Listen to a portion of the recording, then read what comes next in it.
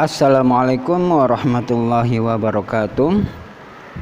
Bismillahirrahmanirrahim. Alhamdulillahirabbil alamin wassalatu wassalamu ala asyrafil anbiya'i wal mursalin sayyidina wa maulana Muhammadin wa ala alihi wa sahbihi ajma'in. Amma ba'd. Alhamdulillah kita masih diberi kesempatan oleh Allah untuk mempelajari tentang ilmu-ilmunya Allah yang wajib kita ketahui. Di antaranya iman yang kedua yaitu mengenal malaikat-malaikat Allah. Sebagai seorang muslim, kita harus mengimani bahwa Allah Subhanahu wa taala itu merupakan zat yang mengatur seluruh alam semesta ini. Matahari terbit dan terbenam, terjadinya siang dan malam, dan pergantian musim kemarau, musim hujan yang terjadi di dunia ini semuanya merupakan kejadian yang diatur dan dikehendaki oleh Allah Subhanahu wa taala yang Maha mengatur seluruh ciptaannya. Bahkan tidak ada satupun daun yang terjatuh dari dahannya kecuali atas kehendak Allah. Untuk melaksanakan itu Allah Subhanahu wa taala mengutus para malaikat-malaikatnya dengan tugas dan pekerjaan yang berbeda-beda. Umat Islam masing-masing wajib mempercayai keberadaan malaikat karena merupakan rukun iman yang kedua. Penting bagi manusia mengenal makhluk yang diciptakan dari nur atau cahaya. Banyak disebutkan di dalam Al-Quran tentang ketentuan iman terhadap malaikat beserta sifat-sifat dan tugas-tugas yang mereka miliki. Pelajari dengan seksama materi mengenal malaikat-malaikat Allah Subhanahu wa taala agar kita untuk menambah dan mempertebal keimanan dan ketakwaan kita. Yang pertama, pengertian dari iman kepada malaikat. Iman secara etimologi berasal dari akar kata bahasa Arab yaitu amana yu'minu, yang berarti percaya atau membenarkan. Sedangkan iman secara terminologi, iman adalah keyakinan atau pembenaran dalam hati, diucapkan secara lisan dan diamalkan dengan anggota badan. Akan bertambah dengan melakukan ketaatan dan berkurang dengan melakukan kemaksiatan atau berbuat dosa. Oleh karena itu, yang dimaksud iman kepada malaikat-malaikat Allah Subhanahu wa taala adalah keyakinan di dalam hati bahwa Allah Subhanahu wa taala yang telah menciptakan malaikat, kemudian diikuti dengan ucapan lisan, kemudian dibuktikan dengan menunjukkan perilaku yang mencerminkan keimanan kepada malaikat dalam kehidupan sehari-hari. Sedangkan malaikat merupakan makhluk yang diciptakan dari nur atau cahaya. Menurut pengertiannya, kata malaikat merupakan bentuk jamak dari kata malakun. Beberapa ulama berpendapat bahwa kata malak tersebut terambil dari kata alaka dan malakah atau malakatun, yang berarti mengutus atau perutusan atau risalah. Adapun menurut istilah, malaikat merupakan makhluk utusan-utusan Allah Subhanahu wa taala untuk berbagai fungsi. Mereka para malaikat tidak bisa dilihat oleh manusia atau gaib yang bersifat selalu taat. Para malaikat selalu taat, selalu tunduk, serta patuh kepada semua yang diperintahkan Allah Subhanahu wa taala. Dan para malaikat tidak pernah ingkar kepada Allah Subhanahu wa taala. Ada yang diciptakan oleh Allah untuk sujud, ya sujud terus mulai dari pertama diciptakan sampai akhir kiamat sujud terus ya. Ada yang juga disuruh untuk memikul langit pertama atau memikul langit kedua atau bahkan memikul semua langit. Mulai pertama diciptakan ya dipikul terus. Seperti itu.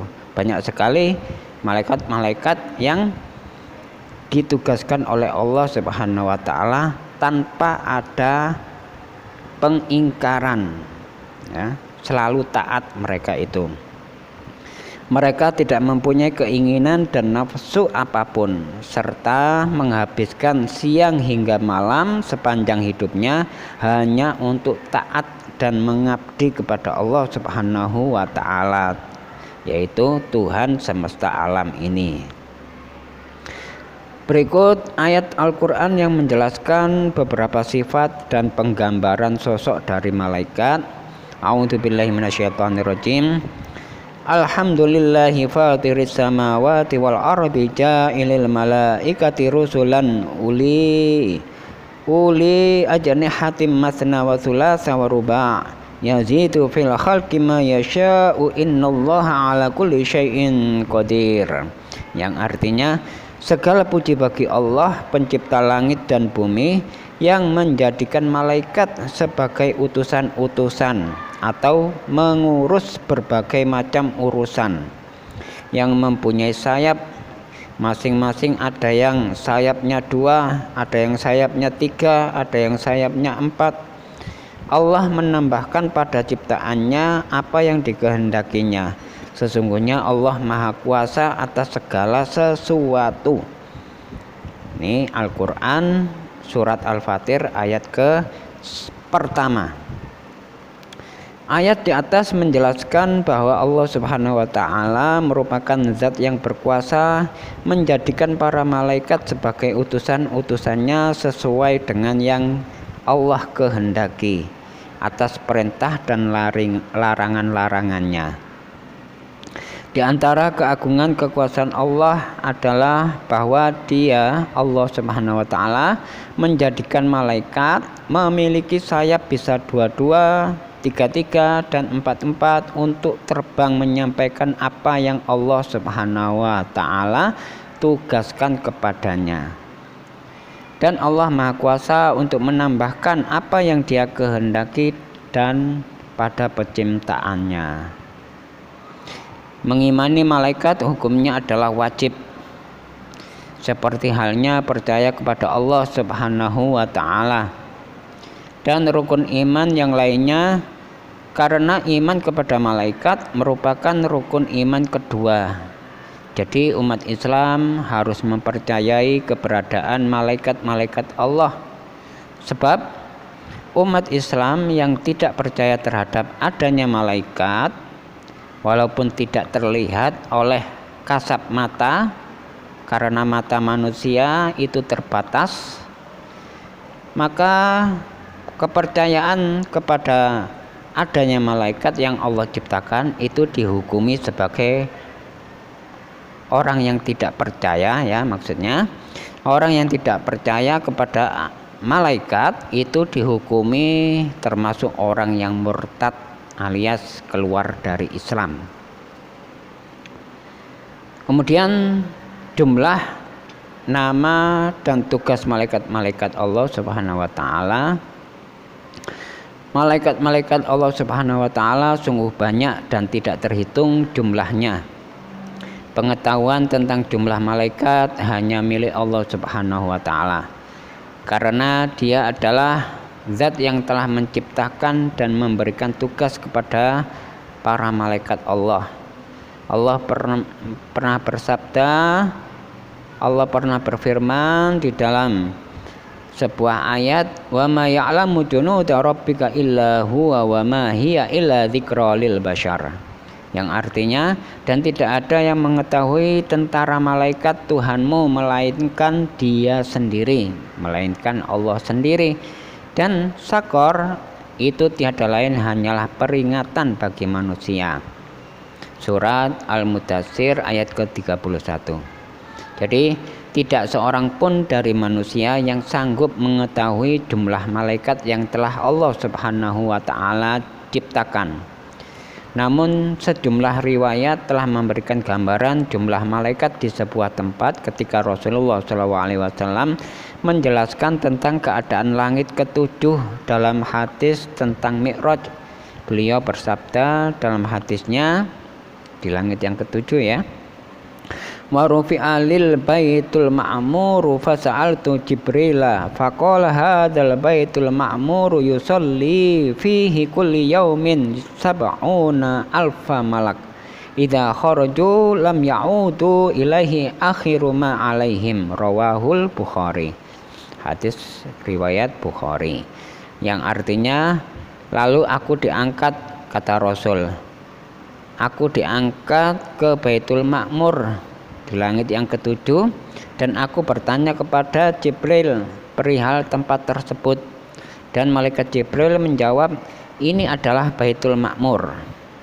Setiap hari 70.000 malaikat yang melakukan sholat di dalamnya. Apabila malaikat tadi itu yang sholat, apabila telah sholat, mereka tidak akan kembali lagi hingga yang paling akhir. Setiap hari Allah Subhanahu wa taala menciptakan malaikat masuk ke dalam Baitul Ma'mur ya. Sampai setiap harinya itu 70.000 malaikat. Ya, bayangkan 70.000 malaikat setiap hari masuk ke dalam Baitul Ma'mur. Nah, hadis riwayat Bukhari. Begitu banyak yang tak terhitung jumlah malaikat. Meskipun demikian, terdapat beberapa nama yang disebutkan di dalam Al-Quran maupun hadis Rasulullah SAW. Umat Islam harus mengetahui nama-nama malaikat yang wajib diketahui. Wajib diketahui nama-nama malaikatnya dan beserta tugas-tugasnya. Adapun nama-nama malaikat dan tugas-tugasnya kita kaji sedikit demi sedikit ya. Yang pertama malaikat Jibril, kedua malaikat Mikail, ketiga malaikat Israfil, ketiga malaikat Israil, kelima malaikat Raqib, keenam malaikat Atid, ketujuh malaikat Mungkar, kedelapan malaikat Nakir, kesembilan malaikat Malik, kesepuluh malaikat Ridwan. Oke, kita bahas sedikit-sedikit mengenal tugas-tugas daripada malaikat-malaikat tersebut. Malaikat yang wajib kita ketahui cuman 10 saja ya. Karena jumlah malaikat tidak terhitung jumlahnya. Hanya Allah saja yang dapat menghitung. Malaikat Jibril ya, malaikat yang pertama wajib kita ketahui malaikat Jibril. Malaikat Jibril adalah malaikat yang bertugas menyampaikan wahyu kepada para nabi dan rasul-rasul Allah Subhanahu wa taala. Dialah yang mengantarkan dan mengawal serta juru bicara Nabi Muhammad sallallahu alaihi wasallam pada waktu melakukan Isra Mi'raj. Malaikat Jibril memiliki beberapa nama lain atau julukan, diantaranya Ruhul Amin dan Ruhul Kudus. Ini malaikat Jibril, penyampai wahyu. Kemudian yang kedua malaikat Mikail. Malaikat Mikail adalah malaikat yang bertugas membagi dan mengatur rezeki dari Allah Subhanahu wa taala. Pada siapa mengatur rezekinya? Mengatur rezeki kepada semua makhluk hidup. Ia bertugas mengatur air, termasuk mengatur hujan, mengatur petir, membagikan rezeki pada manusia, membagi kepada tumbuh-tumbuhan, membagi juga kepada hewan-hewan di muka bumi. Kemudian tugas malaikat Israfil. Malaikat Israfil adalah malaikat yang bertugas meniup sangkakala sebanyak 2 kali. Tiupan yang pertama akan menghancurkan dunia beserta isinya pada hari kiamat. ya. Jadi hancur semuanya pada tiupan yang pertama dari malaikat Israfil. Dan menandakan datangnya hari kiamat tersebut adalah trompet atau tiupan yang pertama. Kemudian tiupan yang kedua itu membangkitkan umat manusia yang telah mati setelah hari kiamat tadi ditiupkan. Tiupan yang kedua membangkitkan semua manusia dan mengumpulkan mereka semuanya mulai dari zamannya Nabi Adam sampai akhir zaman, sampai manusia terakhir pada hari kiamat. Mereka ada di padang mahsyar. Jadi semua manusia mulai dari Nabi Adam sampai akhir zaman semuanya akan dikumpulkan dalam satu lapangan, yaitu di padang mahsyar. Nggak tahu berapa jumlahnya mereka, ya, bayangkan itu. Kemudian malaikat Israel. Malaikat Israel adalah malaikat yang bertugas mencabut nyawa dan roh setiap manusia dan juga setiap makhluk lain saat ajal datang. Malaikat Israel disebut juga dengan malaikat maut. Jadi semua yang bernyawa itu pasti mengalami kematian. Sedangkan yang mencabut nyawa mereka yang bernyawa tadi yaitu malaikat Israel. Disebutkan bahwa malaikat Israel akan mencabut nyawa seorang yang kafir dengan kasar dan menyakitkan, ya, karena orang kafir tidak mempercayai adanya Tuhan atau syirik menuhankan selain Allah, itu disebut kafir. Atau menganggap Allah itu mempunyai anak, ya, dan diperanakkan. Nah, ini tersebut masuk ke dalam kafir, walaupun mereka percaya bahwa Tuhan itu Allah, tapi mereka masih mempercayai Allah itu mempunyai anak, mempunyai keturunan.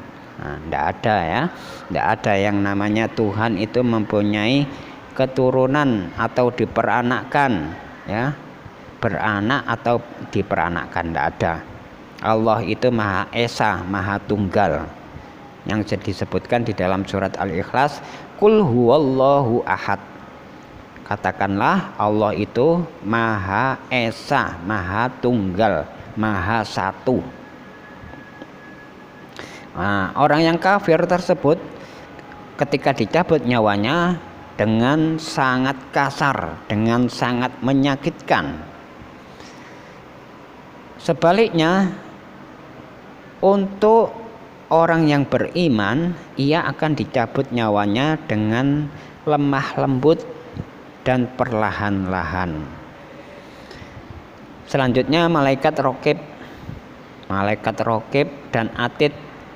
Malaikat Raqib ini tugasnya untuk mencatat amal kebaikan, amal yang soleh. Jadi setiap manusia sejak baligh, mulai dari dewasa sampai datangnya kematian, itu dicatat amal kebaikannya oleh malaikat Raqib. Sedangkan malaikat Atid itu malaikat yang bertugas beriringan dengan malaikat Raqib sebagai pencatat amal kejahatan, amal yang buruk, amal yang mengandung dosa. Setiap manusia sejak baligh, sejak dewasa sampai datangnya maut, itu akan dicatat amal keburukannya oleh malaikat Atid. Ya, jadi malaikat Raqib dan Atid itu selalu ada di samping kanan kiri kita. Malaikat Raqib yang mencatat amal kebaikan di sisi kanan, malaikat Atid di sisi kiri. Jadi kemanapun kita berada, selalu malaikat Raqib dan Atid itu ada di sisi kanan kiri kita, siap-siap untuk mencatat apapun yang dilakukan dan apapun yang dilakukan tadi harus dipertanggungjawabkan. Kalau amal baik ya dibalas dengan kebaikan. Kalau amalnya buruk atau mengandung dosa, maka dibalas dengan apa? Harus dengan siksaan. Makanya hati-hati, kita perlu mengimani adanya malaikat raqib dan atid agar kita selalu bertakwa kepada Allah Subhanahu wa taala. Kemudian malaikat mungkar dan nakir. Nah, malaikat mungkar dan nakir ini tugasnya untuk bertanya kepada orang yang sudah mati di alam kubur, ya. Nah, orang yang sudah meninggal ketika dikubur, mereka akan ditanyai oleh malaikat mungkar dan nakir. Apabila pertanyaannya tidak bisa dijawab, maka si mayit tadi itu akan mendapatkan siksa kubur.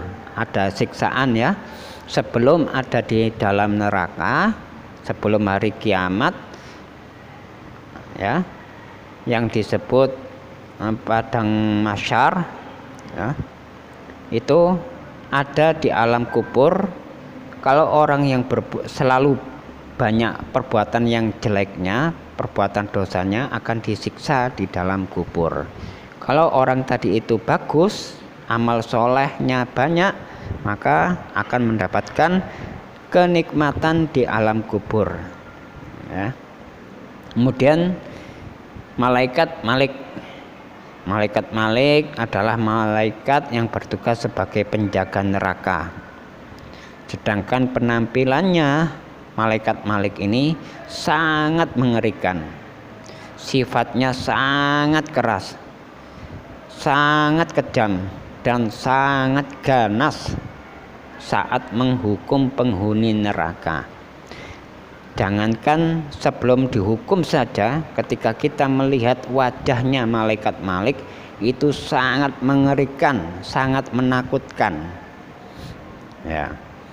Kemudian yang terakhir yaitu malaikat Ridwan. Malaikat Ridwan adalah malaikat yang bertugas sebagai penjaga dan pengawal surga.